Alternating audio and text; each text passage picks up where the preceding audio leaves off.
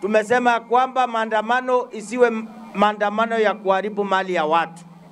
Tunataka maandamano iwe ni ya amani, ya kujieleza kwamba kitu kibaya kiwe kitu kizuri, isije ikawa kisingizio ya kuharibu mali ya Wakenya.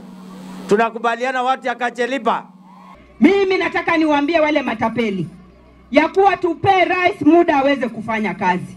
Hatuwezi kufanya siasa kila siku. Nyinyi mnataka siasa ama maendeleo?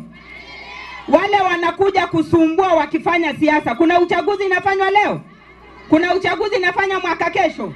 Sisi tunasema watu wawache kelele, serikali ifanye kazi. Scorecard ya serikali itawekwa mezani 2026, tukiapproach 2027 kwa siasa, ili tuweze kujua kama hii serikali ilifanya kazi ama haikufanya kazi.